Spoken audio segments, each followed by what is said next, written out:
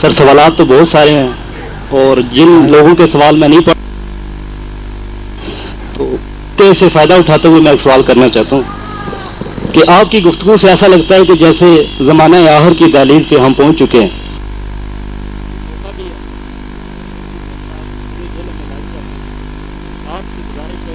اگر ہم میں سے کچھ نوجوان جو زمانہ آخر کو پائیں تو آپ ان کے لیے کوئی نصیحت فرمائیں گے؟ وہ آپ کو کہہ دیا کہ زمانے آخر میں خوراک کا بڑا شدید بحران ہوگا، تسبیح نہ چھوڑنا. اور دوسری بات یہ ہے کہ میں سمجھتا ہوں کہ ہم میں سے بہت سارے زمانے آخر کو پائیں گے، اس لیے کہ حضور گرامی مرتبت نے فرمایا کہ اب زمانے بہت سمٹ گئے ہیں.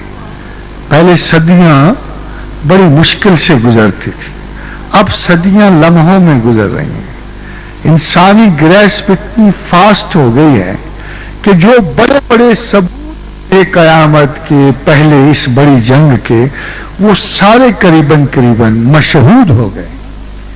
وہ ان میں سے بڑا ثبوت تھا انسان کی تخلیق، اور کلوننگ سے 1 سال پہلے بدقسمتی سے میں نے ہی سیالکوٹ میں تقریر کرتے ہوئے کہا تھا کہ اس وقت سمجھنا کہ دجال ظاہر ہو گیا ہے جب بڑی جلدی انسان جو ہے will be able to create an exact replica of a human being. اتفاق سے اس کے 3 مہینے کے بعد یا 6 مہینے کے بعد کلوننگ آ گئی. And now I tell you کہ احادیث جو ہیں آ کے واقعات میں منضبط ہو گئی ہیں. اگر رسول اللہ صلی اللہ علیہ وسلم نے فرمایا کہ دجال ایک ملک پہ حملہ آور ہوگا اور اس کے ایک ہاتھ میں آگ اور ایک ہاتھ میں خوراک ہوگی، جو اسے مانیں گے اس پہ خوراک پھینکے گا اور جو اسے انکار کریں گے ان پہ آگ پھینکے گا. تو آپ نے دیکھا ہوگا کہ اس حدیث کو منضبط کرنے کے لیے کہیں دور نہیں جانا پڑا. اسی طرح ہم بہت سارے شواہد ملا کے آج میں آپ کو ایک بڑے پتے کی بات بتا دوں. کاش کہ پہلے بھی کسی عالم نے اس بات کی وضاحت کی ہوتی. آپ کو پتہ ہے کہ حدیث کہتی ہے کہ جب تمہیں دجال کے بارے میں یا اس کے اثر سے آگاہی لینی ہو تو سورہ کہف کی پہلی 10 آیات پڑھ. اور لوگوں نے اسے دم سمجھا، لوگوں نے اسے تعویذ سمجھا کہ جب دجال آئے گا تو ہم سورہ کہف کی 10 آیات بازو پہ باندھ لیں گے. اللہ اللہ خیر صلی. مگر ایسا نہیں ہے. اگر سورہ کہف کی آپ 10 آیات پڑھیں تو اس میں صرف کرسچنز کا ذکر. یہ لوگ خدا پہ بہت بڑا بہتان باندھتے ہیں، اللہ کی کوئی اولاد کوئی بیٹا نہیں، اور یہ تکبرات میں شامل ہیں اور ان کو غرور ہے اور ان کو تجاہل ہے اور یہ بڑی بڑی باتیں کرتے ہیں. جیسے حضرت دانیال نے اپنے مکاشفہ میں کہا کہ جب یہ چھوٹا سینگ بڑا ہوگا تو یہ بڑے بڑے گھمنڈ کی باتیں کرے گا اور اجرام فلکی میں در اندازی کرے گا اور یہ مقدسوں کو رسوا کرے گا اور دائمی قربانی کو بند کرے گا. یہ 4 علامات میں سے ظاہر ہیں. اور ابھی آپ اخبار تو پڑھ رہے ہوں گے کہ اب مشہور ہو گئی ہے کمپین کہ حج سازش کی جگہ ہے، مسلمان اس کو مت جایا کریں، کم کریں، اور کوئی نہ کوئی بہانہ ڈھونڈا جائے گا حج کو بند کرنے کا بھی. تو میں سمجھتا ہوں کہ دجال بڑا واضح ہے، کوئی نرالا نہیں ہے، کوئی عجیب نہیں ہے. اور دجال جو ہے اس کی ایک آنکھ روشن ہے دنیاوی ترقی اور تمدن کی. یہ خدائی کے رستے نہیں جانتا، یہ صرف اپنی طاقت و غرور و گھمنڈ کی باتیں کرتا ہے اور بہت بڑی بڑی باتیں کرتا ہے. آج کی خبر آپ کو سناؤں. کل کی خبر یہ تھی کہ مسلمان کہتے تھے کہ ہم شہادت کے طلبگار ہیں اور شہادت تک لڑیں گے. تو جنرل مائر نے اس کے جواب میں ایک بڑی مزے کی بات کہی ہے جس سے ہائی ڈگری ریپلسو ایٹیچیوڈ ٹورڈز اسلامک انسٹیٹیوشنز ظاہر ہوتا ہے. اور وہ کہی ہاں ان کو شہادت کا بڑا شوق ہے، ہم ان کو شہادت تک ضرور پہنچائیں گے. تو یہ بڑا سرکاسٹک ریمارک ہے اور ان کو اسلام کے ہر انسٹیٹیوشن سے بغاوت کی بو آتی ہے. And they are very venomously talking of every such ایٹیچیوڈ اسلام جو ان کو الاؤ کرتا ہے وہ جذبہ ہمت ابھارنے میں کہ جو کسی جہاد کی جو پہلی بات ہے کہ وہ خواہ اپنے گھر کا ہو یا باہر کے گھر کا کوئی اس طرح نمرود و شداد و حامان کے خلاف جب کوئی کلمہ حق بلند کرے گا تو دجال ہر زمانے میں ہوا ہے اور ہر زمانے میں مہدی ہوتے رہے اور انشاءاللہ تعالی حقیقی دجال کے مقابلے میں بھی حقیقی مہدی کہیں منتظر ہوں گے. سر یہ آخری سوال ہے، اللہ کی محبت کے ساتھ ساتھ عشق رسول کو کس طرح اور کن تسبیحات سے پکا کیا جا سکتا ہے؟ شکر ہے کہ یہ آخری سوال ہے صاحب، میں آپ کا شکر گزار ہوں. یہ خدا اور رسول کی محبت میں تفریق اور جدائی ہو ہی نہیں سکتی، کسی پیٹرن میں نہیں ہو سکتی. حضرت کعب حاضر ہوئے حضور گرامی صلی اللہ علیہ وسلم کے پاس اور کہا، پوچھا حضور نے کہ کعب کیا پڑھتے ہو؟ فرمایا یا رسول اللہ میں یہ اور یہ تسبیحات پڑھتا ہوں. فرمایا کعب درود پڑھا کرو مجھ پہ. فرمایا یا رسول اللہ 1/3 کر لوں؟ فرمایا کعب اور پڑھا کرو. فرمایا یا رسول اللہ نصف کر دوں؟ فرمایا حضور نے کہ کعب اور پڑھ لو. فرمایا یا رسول اللہ میں درود ہی نہ پڑھا کروں؟ فرمایا تجھے کفایت کرے گا. تو درود کی فضیلت تو یہ ہے کہ یہ تسبیح ہے، تسبیحات، اور درود کا اصل مطلب جو ہے یاد ہے، محبت کی یاد. اور یہ جو آپ دیکھتے ہو نا کہ اللہ اور اس کے ملائکہ اپنے رسول پہ درود بھیجتے ہیں تو اس کا مطلب ہے کہ اللہ اور اس کے ملائکہ محبت سے ہر وقت یاد کرتے ہیں. سو آپ بھی اپنے رسول کو یاد کرو. ادھر اللہ نے اپنے بارے میں حکم دیا کہ فَاذْكُرُونِي أَذْكُرْكُمْ وَاشْكُرُوا وَلَا تَكْفُرُونَ. جو مجھے یاد کرے گا میں اسے ضرور یاد کروں گا.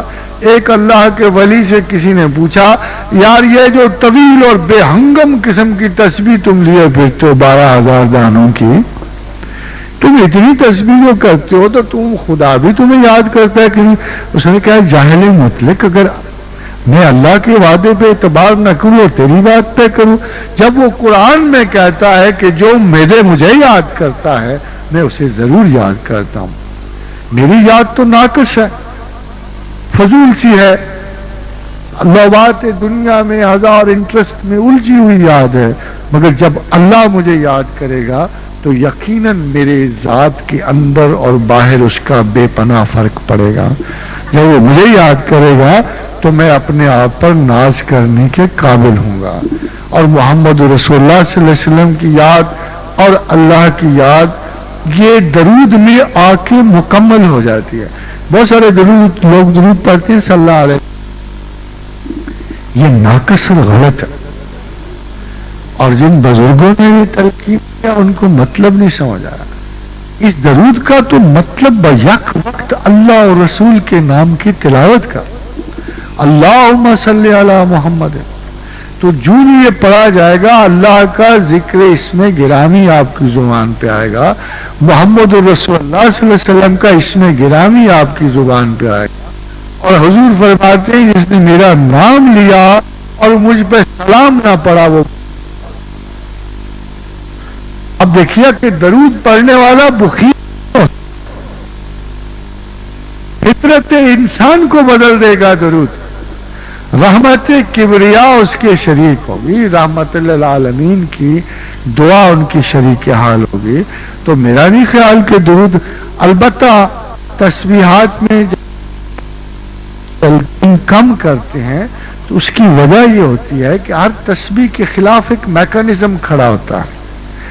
جیسے رحمان کے خلاف غضب کھڑا، جیسے شکور حلیم کے خلاف احضرت الانفس الشح کھڑی ہے، اسی طرح درود کے خلاف بعض اوقات انسانی ذہن میں سیکریلیج کے خیالات ابھرتے ہیں اور ایک عام انسان اگر اس میں اچھا ذہن نہیں ہے تو وہ درود پڑھتے ہوئے گلٹ کا شکار ہو جاتا.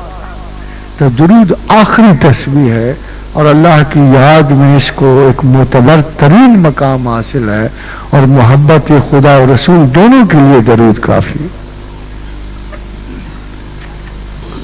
پروفیسر صاحب کی کچھ کتابیں مارکیٹ میں آئی ہیں, ان میں سے ایک ہے مسٹری بہائنڈ دا مسٹک, دوسری آئی ہے کشت درباد, اور یہ جو تازہ ترین تصنیف ہے پس حجاب. تو یہ یہاں قریبی اسٹال لگا ہوا ہے, اسٹال پہ یہ کتابیں اویلیبل ہیں. اس کے علاوہ پروفیسر صاحب کی سی ڈیز کیسٹس بھی یہاں پہ اسٹال پہ موجود ہیں. اس کے ساتھ ساتھ میں شکریہ ادا کرنا چاہتا ہوں Hollywood cable TV network کا, کہ جنہوں نے پروفیسر صاحب کے کچھ پروگرامز کو اپنے سی ڈی چینل پہ جگہ دی. میرے محترم, یہ ہالی ووڈ سے مجھے ڈر بھی لگا. امید ہے کہ یہ جیلم تک کی رہ جائے گی. اور سر آپ کی محبت میں ایک جیلم کے نوجوان نسیم کاظمی نے آپ کا ایک پورٹریٹ بنایا ہے. نسیم کاظمی کا تھوڑا سا میں تعارف کرا دینا چاہتا ہوں کہ یہ نوجوان جیلم سے تعلق رکھتا ہے, اور جشن بہارا لاہور میں اس کو پنجاب بھر میں پینٹنگ ایگزیبیشن میں فرسٹ پرائز ملا ہے. ماشاء اللہ. خدا تو میں دعوت دوں گا جناب نسیم کاظمی کو, اگر کہیں وہ موجود ہوں تو تشریف لائیں.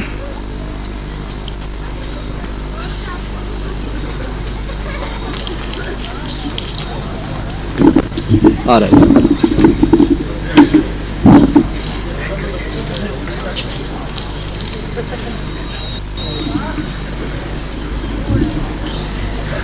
حضرات, میں بھی آپ کا بہت شکر گزار ہوں. اصل میں پچھلے 3 ہفتے میرے گلے پر اتنی کہ اس کے بعد پہلی مرتبہ آپ سے میں بات چیت کر رہا ہوں, اور الحمدللہ کہ ابھی تک یہ آپ لوگوں کی دعاؤں کا اثر ہے. Thank you sir, thank you, thank you, thank you.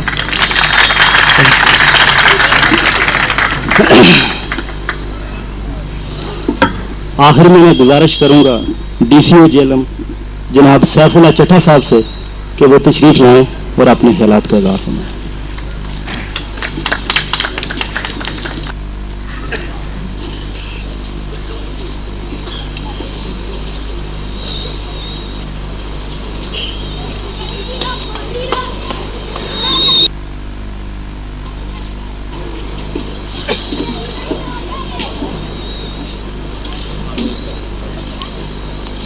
بسم اللہ الرحمن الرحیم. احمد رفیق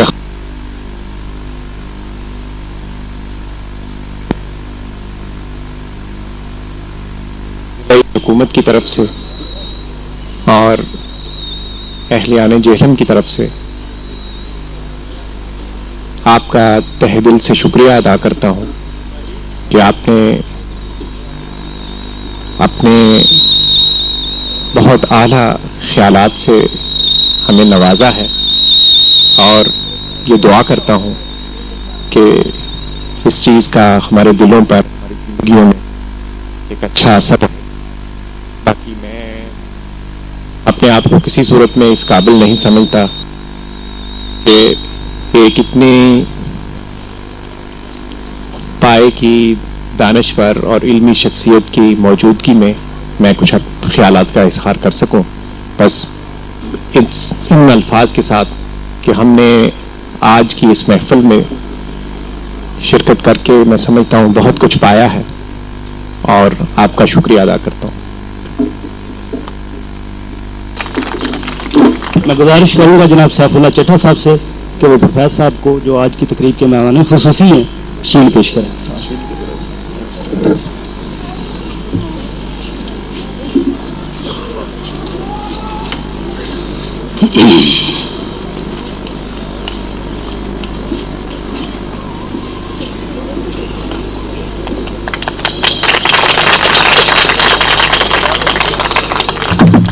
پروفیسر صاحب سے گزارش ہے کہ آخر میں دعائیں خیر کروں.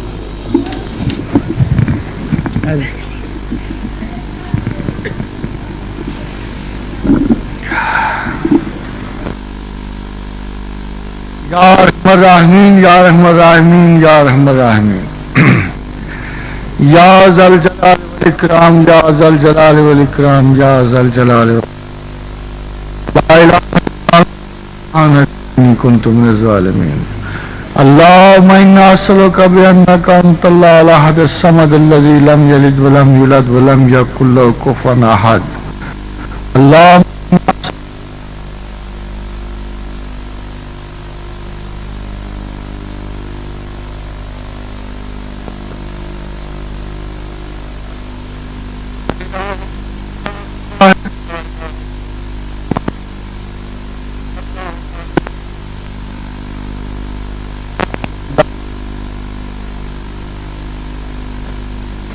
حسبی اللہ لا الہ الا هو علیہ توکلت وهو رب العرش الکریم فتعال اللہ الملک الحق لا الہ الا هو رب العرش الکریم اللہ لا الہ الا هو رب العرش العظیم هو الذی لا الہ الا هو الملک القدوس تبارک الذی بیدہ الملک وهو علی کل شیء قدیر تبارک اسم ربک یا ذل جلال والاکرام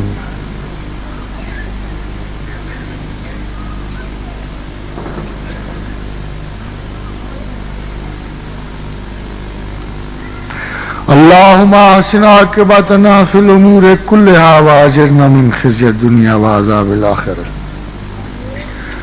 اللهم انا نسألك العفو والعافیة اللهم اعنا على ذکرک و شکرک و حسن عبادتک اللهم انا اعوذ بک من البرص والجنون والجذام وسيء الاسقام اللهم انا نسألك غنایا وغنى مولایا اللهم انا نسألك من فضلك ورحمتك فانه لا يملكها الا انت اللهم صل على محمد وعلى ال محمد كما صليت على ابراهيم وعلى ال ابراهيم انك حميد مجيد اللهم بارك على محمد وعلى ال محمد كما باركت على ابراهيم وعلى ال ابراهيم انك حميد مجيد اللهم صل عليه كلما ذكرك الذاكرون اللهم صل عليه غفل عن ذكره الغافلون وسلموا تسليما كثيرا. Thank you so much. Thank you. حضرات کی آمد کا شکریہ.